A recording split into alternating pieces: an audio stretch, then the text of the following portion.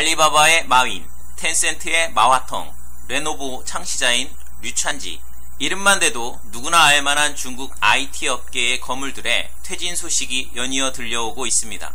박수칠 때 떠난다일까요? 아니면 제2의 인생을 위해 스스로 떠나는 것일까요? 그것도 아니면 중국 당국의 압력일까요? 마윈의 이민설까지 나오고 있는 지금 중국에 도대체 무슨 일이 벌어지고 있는 걸까요? 시청에 앞서 구독과 좋아요, 알람 눌러주시면 감사하겠습니다. 중국 최대 전자상거래 업체인 알리바바를 이끌어온 마윈 회장이 55번째 생일인 10일 은퇴를 선언해서 화제가 되었는데요. 로이터 통신에서 마윈의 은퇴가 최근 중국 정부가 마화텅 텐센트 회장을 비롯한 IT 분야 창업자들에 대한 장악력을 강화하는 과정에서 나온 것이라는 분석을 내놨었는데 예상이 기정사실화되는 모양입니다. 마윈의 은퇴 이후 IT 기업인 텐센트 창시자 마화텅, 레노버 창시자인 류찬지가 마윈의 뒤를 이어 차례차례 비즈니스 현장을 떠나면서 이러한 명퇴는 결코 빨리 세컨드 라이프를 즐기고 싶기 때문은 아니라는 것이 명확해졌습니다. 텐센트 창시자 마화텅은 9월 19일 텐센트의 자회사인 개인 신용정보를 취급하는 텐센트 신용정보회사의 대표에서 물러났습니다. 즈마신용으로 잘 알려진 알리바바 산하의 핀테크 업체인 엔트파이낸셜의 회장도 은퇴를 표명했습니다. 레노버 회장 류찬지는 레전드홀딩스 대표이사에서 사임했습니다. 또한 17개 기업의 법정대표, 7개 기업의 대주주, 8개 기업의 임원을 맡고 있었지만 대부분 물러난다고 합니다. 중국 민영기업의 대수술이 시작된 것으로 보이는데 민영기업의 창업자들을 몰아내고 정부 관료의 직접 지배가 시작되고 있다는 분석입니다. 영국 파이낸셜 타임스가 19일 보도한 내용에 따르면 중국 대표 정보통신기업인 알리바바 산하의 알리바바 세서미 크레딧과 텐센트 산하의 텐센트 크레딧이 중국 정부의 요청에도 고객의 개인 대출 정보를 제공하는 것을 거부했다고 보도했는데요.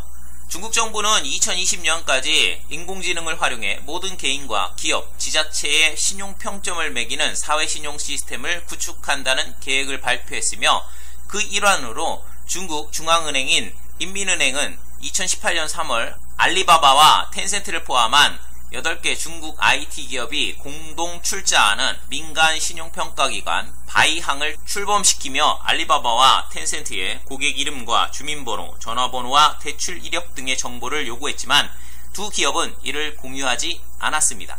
이것이 마윈과 마화텅이 일선에서 물러나는 것과 관계가 있다고 보여집니다. 미국 라디오 방송인 라디오 프리아시아는 이러한 일들이 중국 공산당 정부가 신용대출에 관한 모든 정보를 독점하고 관리하기 위한 것으로 동시에 당국이 민영기업과 공상계 기업에 대한 개조를 통해 실질적으로 통제하기 위한 것이라고 분석했습니다. 9월 23일 중국 베이징 청년부에 따르면 알리바바 본사가 있는 항저우시가 간부 100여 명을 선발해 알리바바와 중국 최대의 음료업체인 와하하, 자동차 메이커인 저장 지리홀딩스 그룹 등 관내 100개 업체의 정부 사무대표 자격으로 파견한다는 계획을 발표했습니다. 중국의 대표적인 유통기업인 알리바바가 중국 공산당이 직접 운영하는 것이 아닌가 하는 전망이 나오고 있습니다.